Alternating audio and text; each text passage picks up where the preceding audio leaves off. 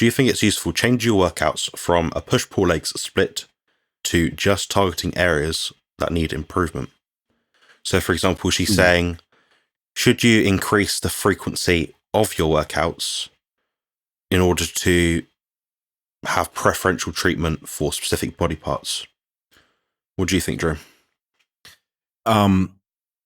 Workout frequency is going to be one thing that is going to be heavily determined by your already existing recovery ability. The way that I prefer prioritizing weak body parts is to put them earlier in your training workouts or reduce the volume or frequency of muscle groups that are already a little bit bigger and stronger. So for any workout, again, you're creating a physical stress to the body. And as such, your body has a limited capacity with which it can recover from that physical stress. So if you cut back a little bit on the muscle groups that you're doing a little bit stronger with, you have more recovery ability potentially available for those smaller, weaker muscles or whatever it is you're trying to bring up. And then the reason that I'll put some of those muscles that you're trying to bring up closer towards the beginning of your workout is in general, you're most focused, most fresh, and most capable of exerting a high degree of effort and concentration on those movements at the beginning of your workout compared to the end of your workouts. I don't know how most people are, but with myself, with my clients, I imagine Jonathan probably doesn't have the same degree of focus on his very last set of his workout or the last couple of sets compared to the first couple. But I could be very wrong. Maybe he's just a mental stud in that regard. So I wouldn't necessarily, if you have a push-pull leg split or an upper-lower split or whatever your current workout split is, if it's at a volume and frequency that you seem to be recovering from and still making improvement upon, I wouldn't mess with that frequency to try and bring up weaker muscle groups. I would just make them a bigger priority and dial back on the things that are seemingly doing really well, is kind of how I would approach that. What about you, Jonathan? Yeah, very well said. Very, very well said. I think it's a case of if it ain't broke, do not fix it. Saying that if someone is doing a free waist split, an example of a push-pull legs, then I don't think they need to split it up any further than that, really.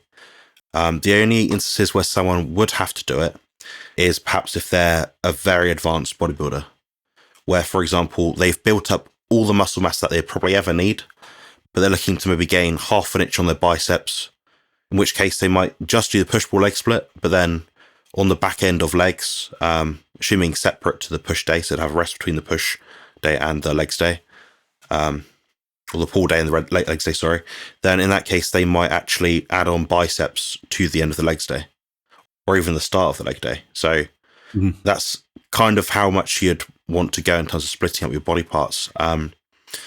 Now, saying that, you can, in essence, split it up in very different ways. Jeremy and I were talking recently about an example where a bodybuilder might actually train a body part that is strong for them very infrequently. So they might actually just do a push-pull, push-pull, push-pull, push-pull split. So 8 sessions over 2 weeks. Then on that third week, they might actually do the leg session because their quads, hams, and calves are so dominant. You know, that's an example which is probably few and far between. But I think looking at your question and how it sort of pans out, I don't know if splitting up any further would be beneficial. And of course, we've got to talk about the factor that we have to train using standardized form that has the right intensity to it. So what I mean by that is, if, for example, you're looking to build up your triceps, I mean, I know I am, I'm using exercises that I find I can recover from well, can get stronger in, get a good muscular contraction in that feels safe, that I can standardize as well as I can. So for me, an example of something to build up my triceps might be a bench dip. I'm locked in position. I can't go anywhere. I can't cheat. There's no inertia that I can really add to the lift itself. I can load it safely. I can put a weight in my chest or my groin area.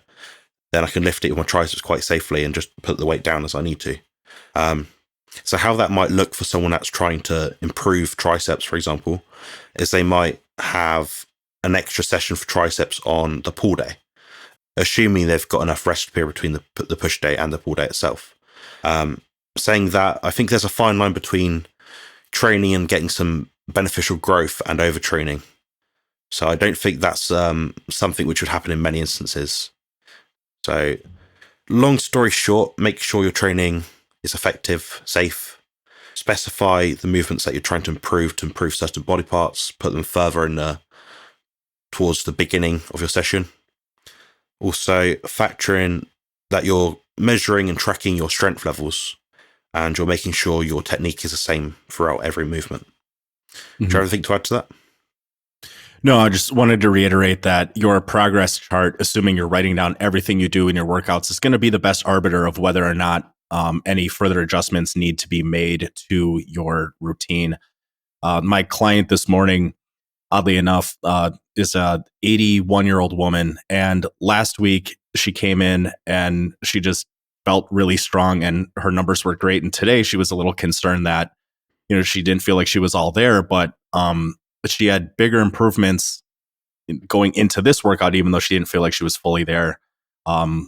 So it all goes back to your progress chart, and volume and frequency are just dials that get manipulated based on how your body responds. So the more meticulous you can be with tracking your progress, the better.